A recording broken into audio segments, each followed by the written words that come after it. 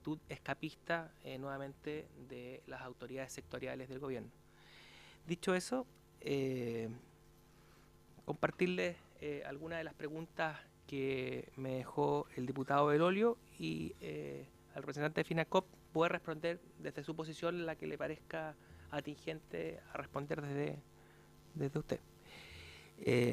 La primera es, se hizo un acuerdo, se hizo el acuerdo de la transacción entre Economía, el Consejo de Defensa del Estado y FINACOP, pero al mismo tiempo se aprobó la reorganización solicitada por FINACOP a la justicia por la vía del recurso de queja. ¿El Consejo de Defensa del Estado queda fuera de juego con esto? ¿Tiene sentido ese acuerdo cuando ya está aprobada la reorganización, por otro lado, sin importar lo que diga o haga el Consejo de Defensa del Estado? La otra pregunta es, FINACOP debía enviar informes mensuales al Ministerio de Economía, que supuestamente eran revisados por estos. ¿Qué se hizo con estos informes? Y acá, dado que no está la ministra, quiero dejar en acta que en la sesión siguiente podamos acordar solicitar vía oficio los informes enviados por la ECOP al respecto, digamos. Hay otras, bueno, esta pregunta es dirigida también al Ministerio de Economía, así que no tiene lugar. FINACOP dice que hará una provisión del 100% de los créditos, pero la norma indica que es del 90% que debe ser, que es el 90% el que debe ser provisionado. ¿Por qué? ¿Significa eso declarar potencialmente una pérdida mayor de patrimonio?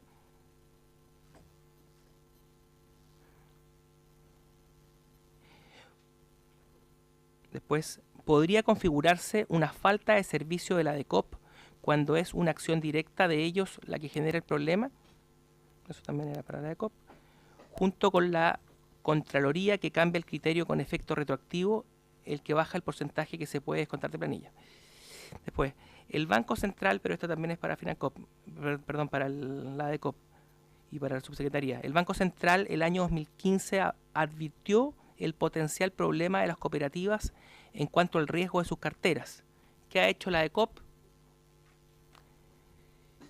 Y finalmente, podríamos decir que la DECOP se apresuró en usar sus atribuciones haciendo uso de la más gravosa de todas, en vez de fiscalizar previamente.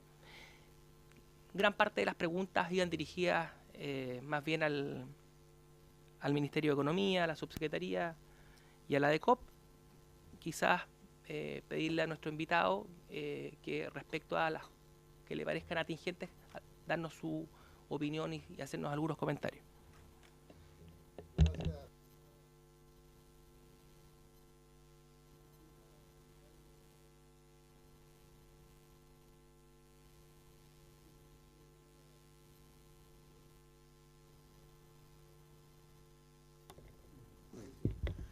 Yo quisiera profundizar más, si mal no recuerdo, en la sesión pasada, dos temas que me interesaría mucho.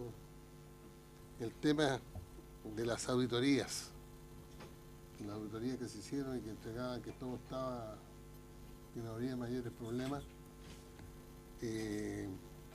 La otra situación, su opinión, que lo que ha señalado, que señaló aquí la subsecretaria de Economía, que al Ministerio solamente le quedan, tiene tres posibilidades en caso de inspección, que es la inspección in situ, que es la multa, o lo que ocurrió en este caso, la intervención de FINACOP. Y lo otro, si mal no recuerdo, usted señaló que también debía haber una fiscalización más bien mirado desde el punto de vista económico de las cooperativas, especialmente cuando se trabaja, especialmente con las cooperativas de ahorro. Le ofrezco la palabra a don Daniel.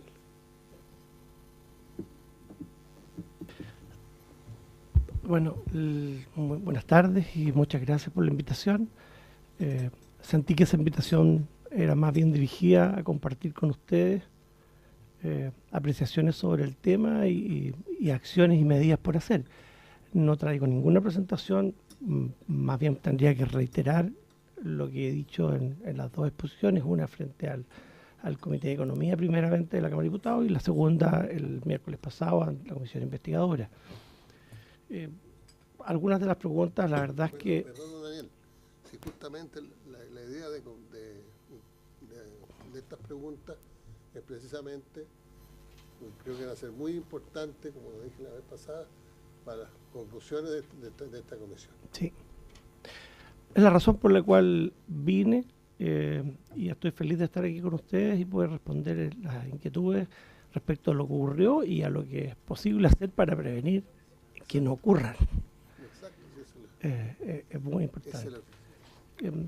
No quisiera hacer una perorata larga, pero decirles que no solamente es mi opinión, sino que la de muchísimos autores que están en la bibliografía, la del Banco Central, que en el último informe de IPOM entregó una cápita particular de las cooperativas de ahorro y crédito.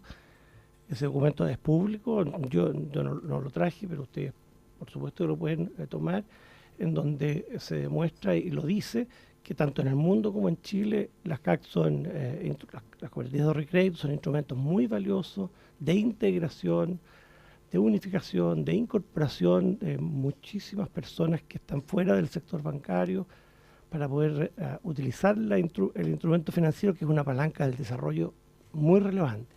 De tal manera que yo creo que lo que hay que hacer es fortalecerlas y no reducirlas. Esto no quita de que los errores, los problemas que haya que corregirlos y mejorarlos, pero eso implica a que la legislación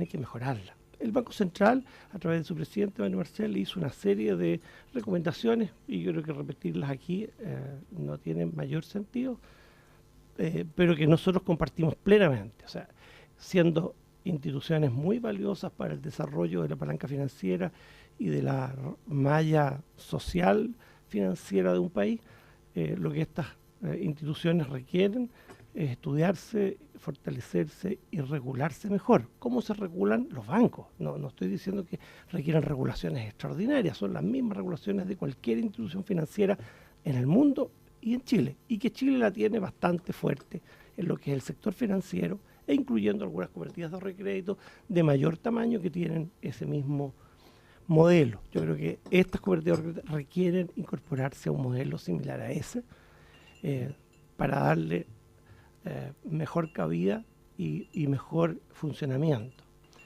Respecto de las consultas que me hacen, efectivamente ya lo señalé aquí, voy a responder algunas preguntas más bien de manera general, pero tienen que ver con las preguntas realizadas por los señores diputados. Nosotros, cuando descubrimos un problema de capacidad financiera de la cooperativa a comienzos del año 2017, entendimos que era necesario aplicarle unos instrumentos a esta cooperativa que resolvieran un problema de fondo para los socios y para los ahorrantes.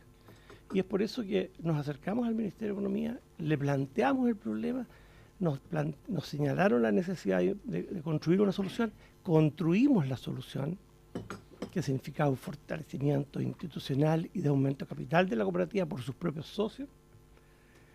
Les mostramos la viabilidad del instrumento y la capacidad del instrumento para salir adelante. Utilizamos herramientas muy parecidas a las que el Banco Central y el gobierno de Chile usó en la crisis del 83, que era amortizar en un periodo más largo los problemas patrimoniales de la cooperativa. Encontramos los instrumentos y por lo tanto la autoridad tenía instrumentos para resolver. Se los planteamos, los aprobaron, los llevamos a la Junta de Socios, la Junta de Socios los aprobó y nos sorprendió, y todavía no entendemos, y no tengo respuesta para eso, por qué la autoridad decidió que la alternativa mejor para los ahorrantes y los depositantes era pedir la disolución y pedir una precautoria. Ya lo dije el miércoles pasado, una precautoria sobre una institución financiera, hasta la más sana que usted tenga, cuando le aplica una precautoria, debilita su pilar principal, que es su credibilidad frente a las fuentes de fondos, tanto de depositantes como de otras instituciones que le prestan plata. Señalé aquí la vez pasada de que el banco más potente del mundo, o de Chile, si le ponen una precautoria y le hacen perder su credibilidad frente al mercado, ese banco, esa institución, irremediablemente va a tener que entrar en un proceso de reorganización, porque si le retiran los fondos, no tiene cómo pagarlo. En esta cooperativa, que además venía con un problema de arrastre patrimonial, producirle ese mismo efecto fue claramente la solución que no correspondía. Cualquier asesor, cualquier institución que regula y que fiscaliza organismos financieros sabe que eso es apagar el fuego con benzina, y que por lo tanto esa solución es la que no debía usarse, aun cuando estuviese en la legislación la posibilidad de disolverla, pero esa no es, porque con eso perjudicaba a los ahorrantes. Lo señalaron aquí ellos mismos en la reunión, profesor de economía de 42 años en la Universidad de Chile, el expositor que me antecedió la semana pasada, lo señaló también con sus propios argumentos. Esa no era, eran otras, pero no esa. Y por lo tanto, lo que ha hecho la cooperativa desde ese momento es buscar de qué manera volvíamos a foja cero, volvíamos a incorporar a la institución, había cuenta que éramos viables y seguimos siendo viables. ¿Qué significa ser viables? Que somos capaces de generar excedentes, así se llaman las cooperativas, pero le voy a llamar utilidades para simplificar los términos. Es capaz de generar utilidades que permiten resolver problemas financieros en el mediano y largo plazo. Como eso sigue siendo válido hoy día, es que después de una lucha larga en tribunales, logramos convencer a la autoridad y también al Consejo de Defensa de que lo que ellos querían hacer era una muy mala solución. Y gracias a Dios encontramos solución, que es lo que ustedes también conocieron, en que llegamos a una transacción el día 4 de enero, 5 de enero, en la cual ellos están disponibles para no seguir la acción disolutoria y aceptar, e incluso el propio documento lo dice, recomendar que fuéramos a la reorganización. Esa decisión no la toma ni el Consejo de Defensa, ni el Ministerio de Economía, ni siquiera los socios de la cooperativa. Eso lo toma un tribunal. Había cuenta que tiene una situación patrimonial compleja. En los mismos días y posterior a la reunión que tuvimos aquí, en la instancia donde nosotros veníamos pidiendo reorganización desde el mes de agosto, había sido rechazada 2 veces por el Tribunal 30, recurrimos de queja a la Corte de Apelaciones y la Corte de Apelaciones nos dio la aprobación de reorganización. Desde hace unos pocos días atrás, la cooperativa está en condiciones de ir a una reorganización.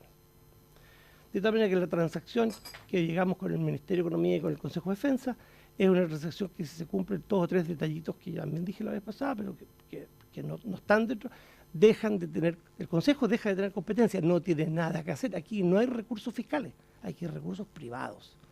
Y por lo tanto el Consejo deja de ser, y la tarea que nos queda, es reorganización. Y la reorganización le compete solo a la cooperativa y a sus acreedores.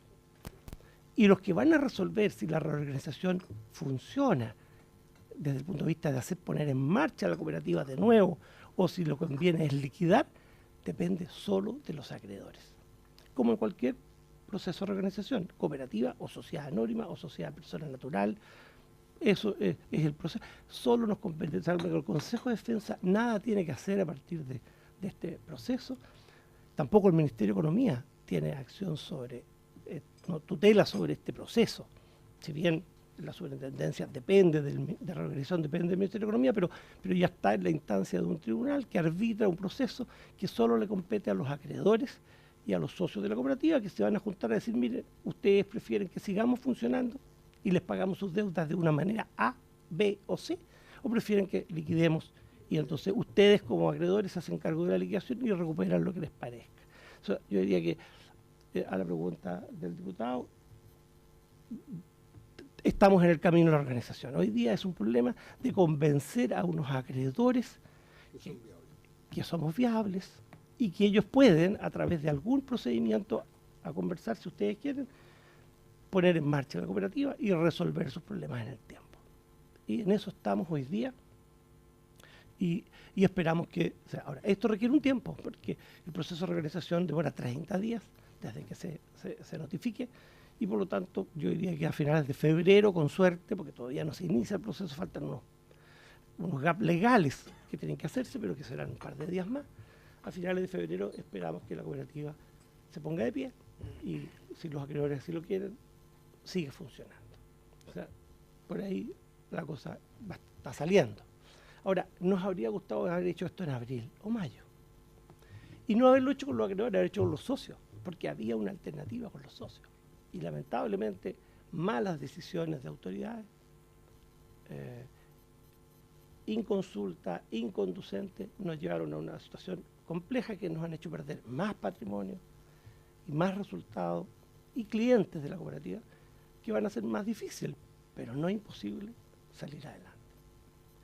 Respecto a las preguntas de informe mensual y qué hacen ellos, me imagino que los estudian, pero la cooperativa, las cooperativas, por una regulación existente desde siempre, informan mensualmente al Departamento de Cooperativa la totalidad de sus operaciones. No les voy a dar lata diciendo que son unos 6 o 7 informes distintos, cartera de clientes, cómo se dio, a qué tasa, qué plazo, en qué cuota, cómo están pagando, qué garantías tienen, si son relacionados o no, toda una información completa, que yo creo que si ustedes la piden se van a volver locos, porque todos los meses se entrega un set de información computacional, que si fuera en papel serían varios kilos de papel, pero son computacionales, y por lo tanto la cooperativa tiene 11 años de vida, tiene 121 informes mensual entregado al Departamento de Cooperativa, que tiene toda la información. Cualquier analista puede, a través de esa información, hacer una radiografía de la cooperativa y sin hacer ningún análisis in situ, si la persona tiene conocimiento,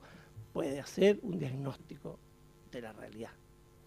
Si no se hizo, no se dio, no tengo explicación, yo no he estado nunca en el Departamento de Cooperativa, ni conozco sus informes, no son públicos, ni se nos entregan al supervisado, pero la información está entregada entera.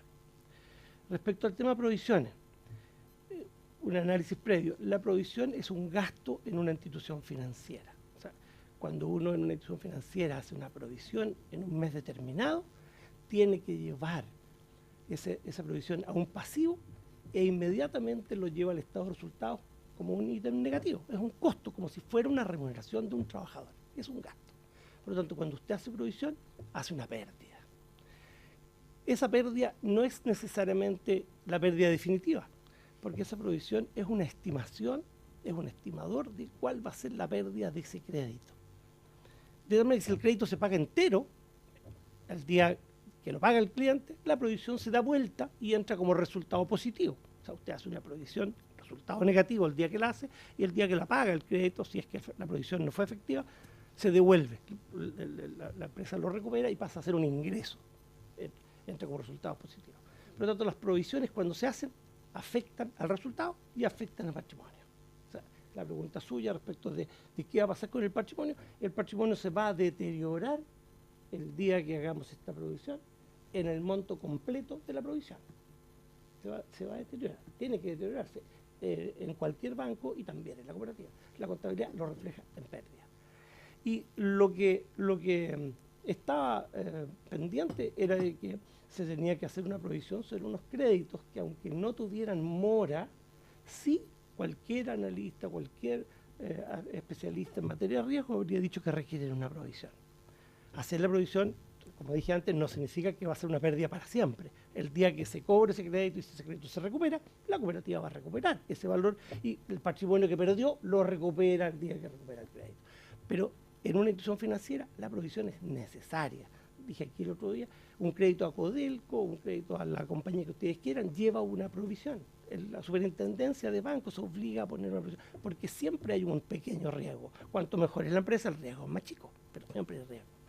En estos créditos requiere una provisión y el Departamento de Cooperativa tiene facultades, como lo dice la regulación que nos nos lleva, tiene facultades para decir este crédito que no tiene mora y que usted no puede provisionar por voluntad propia, porque no podemos, yo creo que usted debe provisionarlo, así que le mando un oficio, provisione. Ese oficio ya nos lo mandó el Departamento de Cooperativa y nos dijo provisionen estos créditos por este monto.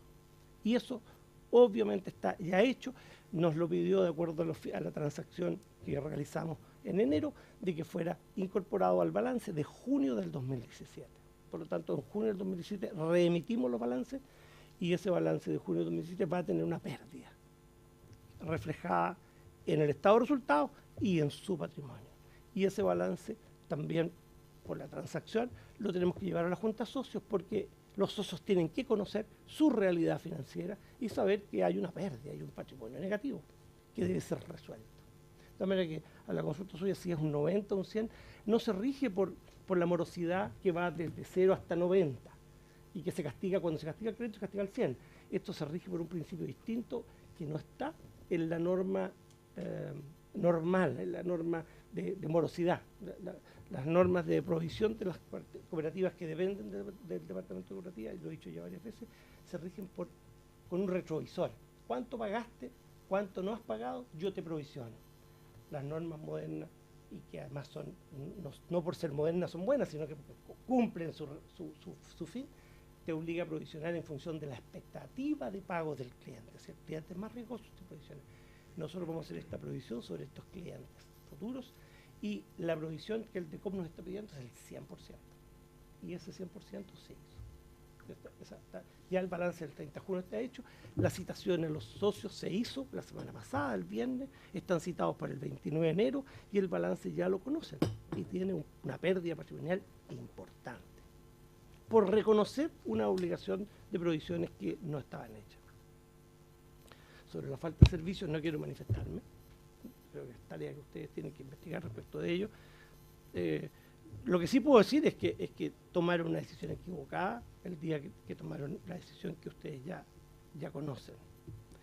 El Banco Central efectivamente y muchos expertos y analistas han señalado los riesgos potenciales que existen en un sistema cooperativo que no tiene una regulación moderna y actualizada y por lo tanto es tarea muy importante modernizar la regulación, homogenizarla con la de los bancos y darle un tratamiento similar a la de los bancos. El informe del Banco Central es mucho más experto y más científico que yo para decirlo y está súper bien expresado lo que quiero decir, pero requiere hacer aquello. No destruir las cooperativas porque hayan tenido problemas, sino que potenciar las cooperativas porque son un instrumento valiosísimo, tanto en Chile como en el extranjero. En Chile hay más de 1,5 millones de socios de cooperativas, en el mundo hay más de 18 millones de socios en cooperativas, exitosísimas bancos de gran tamaño en el mundo son cooperativas y no tienen ningún problema por llamarse cooperativas. Lo que sí es que tienen regulaciones que se adecúan a las condiciones por las cuales operan. Respecto a la auditoría, yo lo he dicho en reiteradas oportunidades, nos hemos juntado con los auditores de primer nivel, N. Sanyana ha sido auditor de esta cooperativa, Capes Mejía ha sido auditor de esta cooperativa, y lo que ellos nos dicen es que ellos hicieron su auditoría con los procedimientos y con las normas que el Departamento de Cooperativas impone a estas cooperativas. Y por lo tanto, su opinión está fundada en esa regulación, no en la regulación de la Superintendencia Banco. Si lo hubieran hecho probablemente con las normas de la Superintendencia Banco, habrían tenido que decir que faltaban provisiones desde hace tiempo. Pero como no regulaban con esas normas y no era su tarea cambiar las normas, porque depende de otro, ellos auditaban con esas normas y entonces insisten en que eso corresponde. Y entonces tenemos un conflicto más bien normativo. Y se me van a escapar muchas cosas que ustedes deben querer saber y estoy disponible. No, perdón, justamente era el sentido de lo que dije la semana pasada. O sea, aquí con lo que usted señala, los procedimientos de la asesoría de las cooperativas de ahorro deben hacerse con criterios de una más bancaria que de las cooperativas. Sin duda de instituciones financieras. Porque se rigen por principios distintos. Diputado Verdugo, don Germán. Gracias. Bien. situación, digamos, estamos Gracias. Ya está Perita, ya. lo que corresponde, digamos, determinar responsabilidades, digamos, de que tiene el Departamento de Cooperativa y el Ministerio de Cooperativa, digamos, en esta situación que se generó. Y por eso nos interesa, digamos, ir viendo más detalle posible, con el más detalle posible, cuáles fueron las circunstancias que llevaron, digamos, a que se produjeran esta situación. Usted ha mencionado, digamos, que la auditoría señala que falta de normas, o que las normas son, justamente son las que son, pero la realidad es una sola. Y la realidad de Financop era, digamos, que no era la situación que estaban dándole a conocer al Departamento de Cooperativa, era distinta. Y eso, digamos, es lo que a mí me hace ruido, pues diría perfectamente, ya bien, digamos, aquí el DECOP, el Ministerio de Economía no cumplió, entonces responsable 100%. Pero, digamos, ¿qué pasa? Digamos, cuando usted se toma la medida de, digamos, la liquidación forzada y de las medidas precautorias, cuando se dan cuenta justamente de esta realidad, que no es la realidad de la cooperativa, y que le están diciendo, mire, esto es verde claro, pero resulta que era verde oscurito, bien oscurito. ¿Ah? Entonces, esa situación, digamos, ahí también hay una responsabilidad, en mi opinión, de la cooperativa, de Financop, para, digamos, que inducir a DECOP a tomar una medida tan fuerte. Y por otro lado, después aparece también, digamos, otra circunstancia que también me hace ruido, y es la siguiente: un señor Ruiz, creo que era el apellido, que fue, digamos, despedido por una, digamos, serie de problemas o situaciones que se le imputaban, y después se cambia todo, digamos, y se llega a un acuerdo con esta persona, digamos, y se le paga una indemnización cuantiosa, y, digamos, y aquí no ha pasado nada. Entonces, eso también, yo pienso que una persona que tenga la responsabilidad de investigar o la responsabilidad de supervisar, bueno, también llama la atención. Entonces, son situaciones que se van sumando, y como usted dice, digamos, que esta situación llevó a la pérdida de confianza, digamos, y de credibilidad de los ahorrantes y de los, digamos, y de los socios.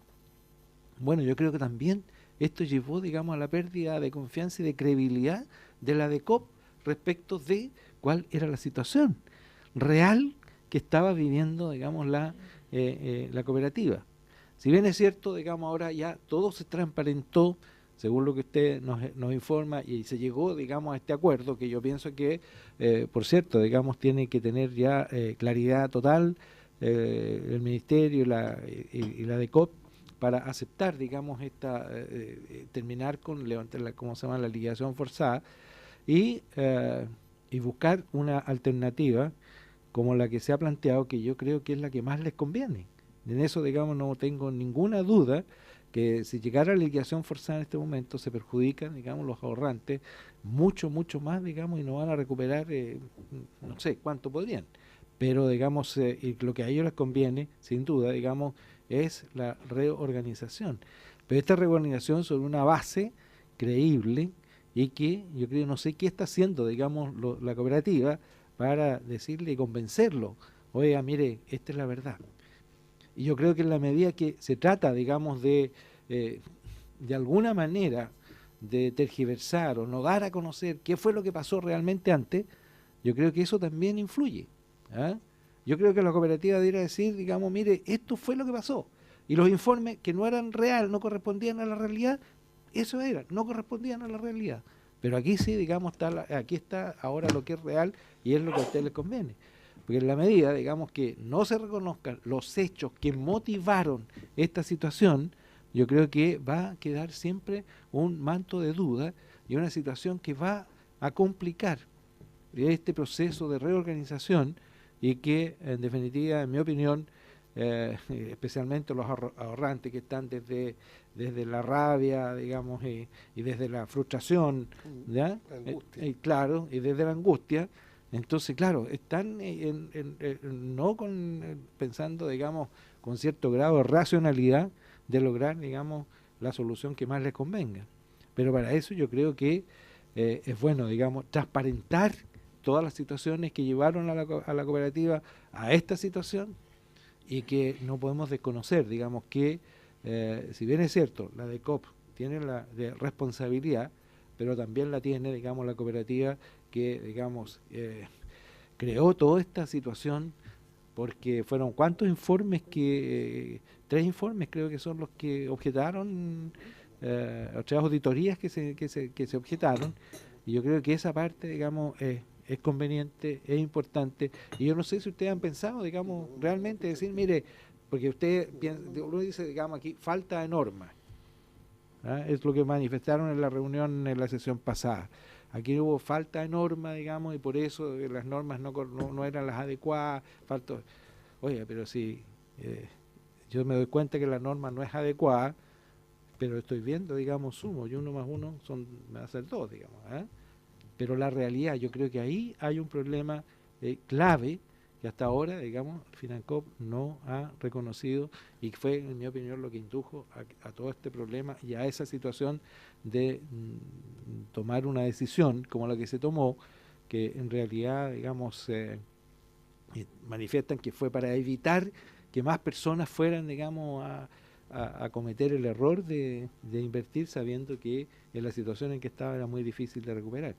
Bueno, esa cosa, digamos, es lo que yo creo que es conveniente que ustedes, digamos, lo sinceren y contribuiría, en mi opinión, a lograr una mejor solución y reconocer que hay una responsabilidad importante, digamos, de la cooperativa, sin desconocer que también la DECOP, digamos, no actuó en el momento oportuno con los instrumentos que tenía para, digamos, evitar este desastre que significa, digamos, para los ahorrantes.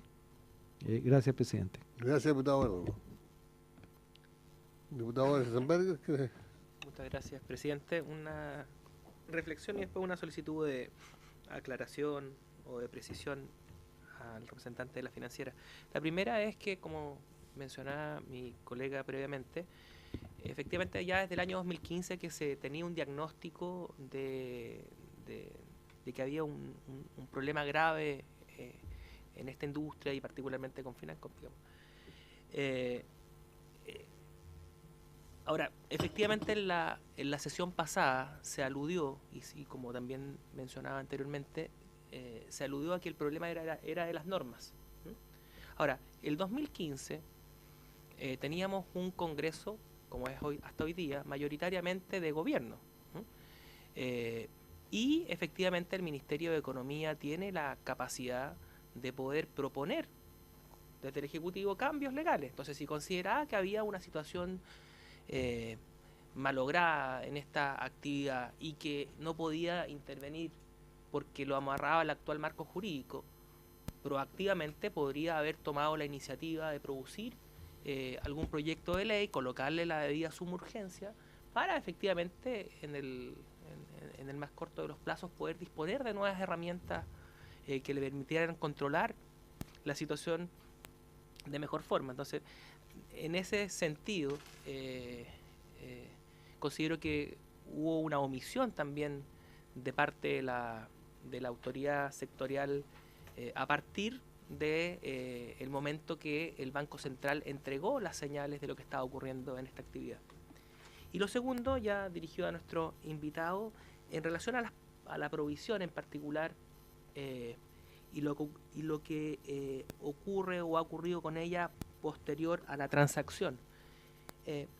Entiendo yo que el mundo de los ahorrantes se está quejando de que tienen que financiar esta provisión. ¿Cuál es el monto exacto de lo que tienen que financiar? ¿Cuál es el impacto quizás más concreto? Ellos tienen, o sea, ¿cómo opera esto en la práctica? Y si es que efectivamente es, y si efectivamente esto fue una sorpresa negativa para el mundo de los ahorrantes, de que finalmente tenían que financiar la transacción, o si lo supieron antes de que ésta se firmara. Entiendo yo que hay un malestar bastante importante, bastante grande en el mundo de los ahorrantes, porque una vez firmada la transacción ellos alegan de que están obligados a financiar las provisiones Y por lo tanto mi comentario y mi pregunta es que si nos puede precisar de manera más detallada a nosotros aquí en la comisión de qué se trata eso, cuáles son los montos y cuál es el impacto más concreto exactamente en ese mundo de la financiera. Muchas gracias, diputado Valdesenmedio. Tiene la palabra don Daniel. Gracias, presidente. Bueno, en primer lugar, quiero recordarles a ustedes que yo no he sido, en mis palabras, y si lo fui, les pido excusa, de culpar a las normas. Obviamente que eso sería echar la culpa al mensajero. No son las normas las responsables. Los responsables son seres humanos, no las normas. Las normas pueden ser malas, pero como usted bien dijo, los seres humanos pueden corregir y decir bien las cosas respecto de una norma que está mal hecha y aclararlo. O sea, es tan verdad lo que usted dice de que el consejo que había sido elegido recientemente, y yo estoy hablando de ese consejo, no de los 11 años de la cooperativa, cuando descubre que unos créditos que bajo la norma, no culpable, pero la norma, no hace provisiones porque no están morosos, sin embargo ese consejo dice, esto no es verdad. La verdad de esta cooperativa es que tiene una insolvencia patrimonial porque estos créditos que están vigentes merecen una provisión. Y por lo tanto, el reconocimiento explícito, expreso, claro, del Consejo de la Cooperativa, es decir, que tienen un problema, la cooperativa tiene un problema, no las normas. Después hablemos de las normas, pero la cooperativa tiene un problema, generado por la cooperativa, no por las normas. Las normas tienen otro problema, pero el problema, y lo reconocimos en marzo, el 7 de abril estuvimos en el Ministerio de Economía con el jefe del Departamento de Cooperativa, con el jefe de Fiscalización, y con 2 personas de la SBIF, está dicho en un informe, no estoy haciendo ninguna información privada, en nuestra presentación y en nuestro alegato en la Corte donde nos pedían disolución, entregamos esta información, lo dejamos claro, somos responsables de tener un problema en la cooperativa, lo dijimos, lo cuantificamos, exactamente el que estamos hoy día provisionando, lo cuantificamos nosotros. Nosotros fuimos al gobierno a decir, señor, tenemos una cartera de 14.000 millones que no es incobrable, una pérdida, pero necesita provisionarse. Y no tengo instrumentos para provisionarla. Y aquí sí voy a culpar a las normas, pero no es que la norma sea la culpable. La norma no me permite hacer provisiones, pero yo sé que tengo un problema. Lo aclaramos. El 7 de abril, hace casi un año, se lo aclaramos al Ministerio de Economía y le dijimos, esto nos obliga a producir un quiebre en la cooperativa, porque no da. No tengo activos para pagar los pasivos, y los pasivos son fundamentalmente personas de carne y hueso que han puesto su confianza en tu cooperativa y su plata. Así que no puedo. Lo aclaramos, la responsabilidad es nuestra, y nosotros les dijimos, tenemos que hacer esto, y ellos nos dijeron, propongan una solución, y le llevamos una solución. Pero no estábamos culpando a la autoridad, estábamos diciendo que nosotros teníamos un problema y queríamos resolverlo de una manera como se resuelven las entidades financieras. No se resuelven liquidando, nunca se resuelven liquidando. En el mundo, solamente una vez, a lo mejor más, pero en el caso del año 2007, cuando Estados Unidos dejó caer un banco que produjo una crisis global inmensa, nunca ninguna autoridad, y todavía la autoridad económica del mercado americano se preguntan por qué hicieron eso cuando dejaron caer el banco. Nunca se deja, porque hay fe pública, porque hay depositantes, porque hay muchos actores. Por lo tanto, se sacan a los dueños, se pone otro, se pone un interventor, se pone un veedor, pero no se liquidan, nunca. Ni llevamos una solución. Ya la expliqué antes, no la quiero volver a explicar, pero lo reconocimos. Y le dijimos cómo resolverlo. No eran las normas las culpables. Cuando yo digo las normas, es básicamente porque unas malas normas pueden llevar errores a mucha gente, pero no es la norma la culpable. Así que si lo dije alguna vez, me excuso, porque estoy aclarando que la norma contribuyó, coayudó, pero la responsabilidad es de quien administraba la cooperativa. Así de simple. Y nosotros, y no quiero convertirnos a nosotros en líderes de nada, simplemente nos tocó ver esa cosa y decir, oye, así no podemos, esto no funciona. Lamentablemente no pudimos aplicar esa solución con los socios y estamos aplicando la misma solución pero con los acreedores, porque hoy día ya no puedo hacerlo con los socios, porque si yo llamo a los socios porque me pongan plata, pero los acreedores se llevan el plata por falta de confianza, igual quebramos. Por lo tanto, tengo que invitar a los acreedores, no tengo alternativa. No es una decisión, no es una voluntad. Entonces, quería decir eso, que estoy con usted. La culpa no es de otro, es nuestra. Pero cuando la descubrimos, quisimos encontrar una solución. Muchas gracias. ¿Otra palabra? Muchas gracias, don... ¿No quiere que le responda? Perdón. Perdón. Ese es el último detalle. No es la transacción la que genera que los ahorrantes tengan que capitalizar. La transacción tiene solo un objetivo: evitar la disolución. Pero no trae a los ahorrantes a la mesa, no trae a los socios a la mesa, solo dice: autoridad, déjenos tranquilos, no me siga pidiendo la disolución porque no es buena solución. Y convinimos eso. O sea, la transacción solo tiene un elemento importante: no disolvamos. Déjenos actuar en el mercado con las condiciones del mercado y las herramientas de los acreedores y de los socios que tienen. Y por lo tanto, cuando los acreedores, y me lo han dicho, por eso que quería decírselo con mucha transparencia, los acreedores todavía me dicen: pero esta transacción hecha entre cuatro paredes nos metió sin preguntarnos. Sí, es que no era un problema de ellos, es un problema de que no había que disolver, porque si nos disolvían salían todos perdiendo. Entonces, lo único que hizo la administración de la cooperativa es llegar a una transacción que volviera a foja cero el problema. Y ahora entonces, despejada la disolución, tengo que juntarme con los socios para ver si ellos ponen capital. Y si no ponen capital, alguien lo tiene que poner. Y lamentablemente una alternativa son los acreedores. Pero no es la transacción la que trae a los acreedores a la solución, sino que son las condiciones que la cooperativa tiene. Y la transacción, insisto, solo busca terminar con una acción disolutoria del Consejo de Defensa mandatado por el Ministerio. Ambos dos dijeron: no, si no los queremos disolver. La subsecretaria lo dijo el otro día aquí mismo: nosotros no queríamos disolver. Bueno, y si nos piden la disolución, ¿qué es lo que querían? Pues, bueno, si nos pidieron la disolución, cuando uno pide la disolución ya no echa la mano para atrás. O sea, no tengo claro lo que quería, pero y logramos volver, y los tres juntos nos sentamos a la mesa y dijimos: sí, lo mejor es la reorganización. Listo, y ya estamos en la eso trae a los acreedores, no la transacción. Y lo otro es que cuando nosotros hacemos las provisiones se produce una pérdida patrimonial. Y para que una compañía funcione, una empresa funcione, la cooperativa funcione, tiene que tener patrimonio positivo. Por lo tanto, hay que capitalizar tanta plata como eliminar la pérdida y volver a tener el capital en un capital mínimo. Y el valor que vamos a tener que capitalizar va a ser aquel que tengamos en el balance del 31 de diciembre, que está en construcción, y que le vamos a plantear a los acreedores para decirles: señores, este es el patrimonio negativo. Tenemos dos alternativas: o seguimos funcionando o liquidamos. Al menos son 10.000 millones lo que tiene el patrimonio negativo hoy día, a junio. ¿Cuándo acuerda eso? En la Junta de Acreedores, que tiene que darse bajo una regulación muy clarita de la ley de organización, en que fija términos, y en todos esos plazos solo intervienen los acreedores, no hay más. Don Daniel, una pregunta: ¿esta transacción usted la puede hacer después del proceso judicial? El proceso judicial está terminado. No, pero eso la transacción Sí, mientras estábamos en disolución. Después del proceso judicial.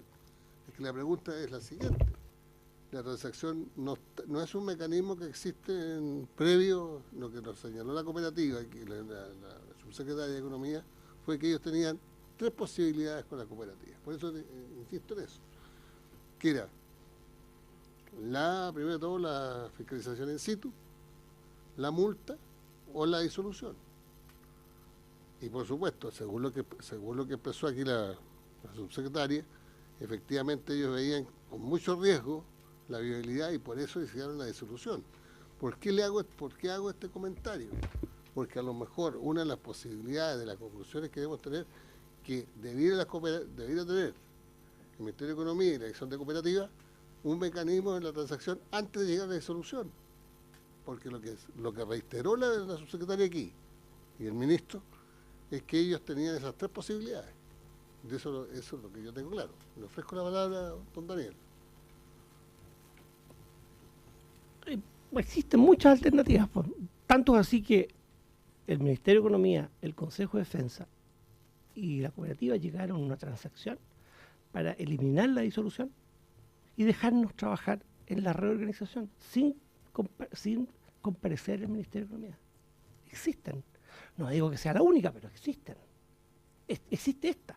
Hicimos una transacción en que el Departamento de Economía, el Departamento de Cooperativa, el Ministerio se salen del cuadro y la cooperativa solo con los acreedores encuentra una solución para la cooperativa. Bien. Ofrezco la palabra, diputado Berger. No solamente una presión, los acreedores, ¿cuándo tendrían esta junta en donde tomarían la decisión? Pero dentro del mes de enero, marzo. 30 días después de que el acreedor inscriba en el libro concursal la instrucción de reorganización que le deje ya en la jueza. Eso puede ponerse un día, 2, 5, se dije antes. Pero hagamos cuenta que el próximo viernes, el 5, el 25 se inscribe en el libro concursal la reorganización. 30 días después, debe ser la última semana de febrero, los acreedores tienen que votar. Entre ese día que ya estamos trabajando y el día 30, tenemos que ser capaces de encontrar con los acreedores una fórmula que a ellos les parezca posible de votar a favor. Porque si votan en contra o no votan a favor, la realidad es que Muy bien. Ofrezco la palabra. Le agradezco mucho a don Daniel, la verdad, la posibilidad. Así que creo que ha sido muy útil todas las veces que usted acaba, porque creo que va a ser importante para el trabajo, para el informe, para las conclusiones que nosotros vamos a realizar. Por haberse cumplido el objetivo de la sesión, se levanta.